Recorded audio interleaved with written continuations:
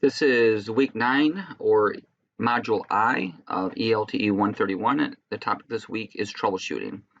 So what you have done is you have downloaded the PowerPoint and you have clicked this link right here, the video, and that's what you're watching right now. You downloaded the PowerPoint and watched the lecture. Throughout this lecture, I'm going to ask you to pause this video, and then you're going to have to go back to the PowerPoint, and you're going to click on the link for that item, and then watch another link. And as you watch that link, you're going to fill out your lecture video worksheet, and then you will go back up and you'll restart my little lesson here. So you'll be starting and stopping throughout the lecture, and you'll complete interactive lecture activities. This is a video lecture, and these items are what we'll be working with. So if you can pause and collect these items, you can work through the activities as I work through them with you. Our outcomes are this. What is a grounded control circuit? Explain the advantages and disadvantages of grounded and ungrounded control circuits. Explain the different approaches to fusing power rails and grounded and ungrounded control circuits. Describe the condition of the ground detection lights based on the status of the circuit's devices. Demonstrate the use of troubleshooting and metering skills. For circuit breaker construction, I just wanted to take a few minutes and talk about this. This is something that we've already studied, but you want to be sure that you understand there's 3 types of thermal overload techniques or geometries or constructions used to provide overload protection in a motor starter. They are magnetic, they're melting alloy, and they are bimetallic. So at this point, go ahead and stop this video, go back to your PowerPoint, and you'll be able to click on that video link there, and you can watch just a little bit more description of what those are, and you'll fill out your video worksheet. Okay, welcome back. I'd also like to take a quick minute to review the plugging versus the non-plugging. That was the previous week's lab, and so wanted to remind you that a reversing motor starter is used to reverse the direction of a motor. Well, that makes pretty much sense. It has 2 contactors that have line 1 and line 3 wired in such a manner that they become switched depending on which contactor is on. Both contactors cannot be on at the same time. That's going to be a big problem. You're going to get you're going to blow a breaker.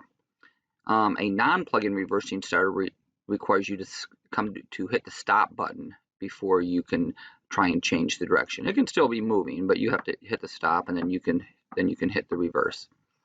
A plug-in reversing starter does not require a stop. You can just click the forward button and then the reverse button, and it'll just slam into the opposite direction. Then you can hit the forward again. There's electrical and mechanical interlocks that are used to prevent the power circuit connections on both starters from being closed at the same time. The video here that you're going to pause and watch this video, and it's going to go ahead and break that down and ask you to draw the forward reversing starter circuit. And I just want to remind you that this is a requirement for the final exam, so you're going to want to really have this circuit memorized. So go ahead and stop and watch that video. Okay, we are back to our ground fault circuit lab this week. And if you take a look at your lab, you're going to see a bunch of these right here. And we're going to fully explain how to do this lab, and you'll be able to do it, and then I'll demonstrate it for you. But what we're going to do here is we're just going to take a look at the math on this, and as the video describes, I'm oversimplifying the math here using Ohm's law as it applies to DC circuits, even though this is an AC circuit, but the video will demonstrate the gist of what is happening. So go ahead and you're going to stop the video and then go ahead and do that. Okay, welcome back. We're back at my ground fault circuit here. And so what we demonstrated was that when you put 2 lights right here in series, they're dim. Okay? And when this comes on, these 2 lights will automatically be on and they'll be dim. Now, we said if for some reason there's a fault, for example, if there was a short between E and C right here, because this E represents the potential of or grounding out of the system. Okay, so if for some reason this C faulted to the control panel or something like that, E here, then what you would have is you would have ground or that potential at C right here. That's what drawing that line would mean. And what would happen? The electricity would flow through the light. It would flow through the control relay because it would be simulating a fault or a ground. So if you put a light and a relay in series, you'll find out that this light would come bright, and then the electricity takes the path of least resistance, and so this light would go off because it's lower resistance to go through the control relay than through this light. So that's what the lab will be about, and hopefully it'll make sense as we get farther on. Multimeter voltage check.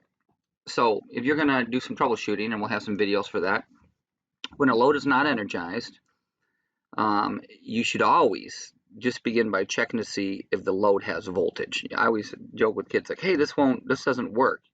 Is it plugged in? Have you turned it on?"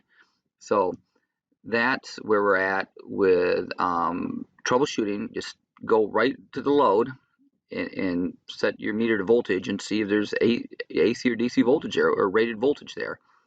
And if there is, well then it's easy. Then the load's got a problem. Something's burned out on it. If there's no voltage, but that's probably the case, there's no voltage, then you got to do a little troubleshooting.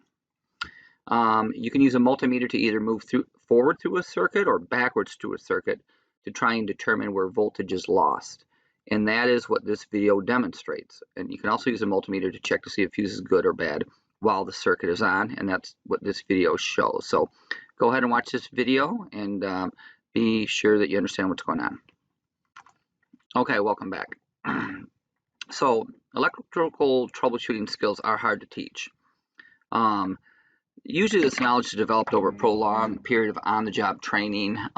You get burned by some things and you learn as you go, and you learn how to use your multimeter better, and you've seen some things that you remember how to fix. So what you can do is continue to learn how to use the multimeter to determine voltage, resistance, and continuity. Those are the main things. They're the key elements for successful troubleshooting. Notice I didn't put current in here. Basically, we're trying to figure out if the circuit is good or not. So go ahead and stop here and watch this little video on troubleshooting and continue to fill out your lecture worksheet. Okay, ungrounded control circuits. The control circuit does not have to be grounded if there's a fault detection and indication of a ground fault. If this approach is used, 2 fuses are required off the transformer secondary. Well, that is what we've been hooking up so far. Every time we hook up a circuit, we hook up a fuse block with 2 fuses. This ungrounded approach allows for the ground fault to occur without blowing a fuse and bringing down the entire system. And so because it works that way, you can kind of troubleshoot the system while it's energized, okay? And the ground detection lights are a way to try and isolate what is going on. So what we're going to do is you're going to take a look at grounded versus ungrounded circuits and just take a look at how the lab is going here, okay? So at this point, you should have watched all those videos and fill out the video lecture worksheet that you are now going to turn in, and we'll review it, and then we will issue the next activity.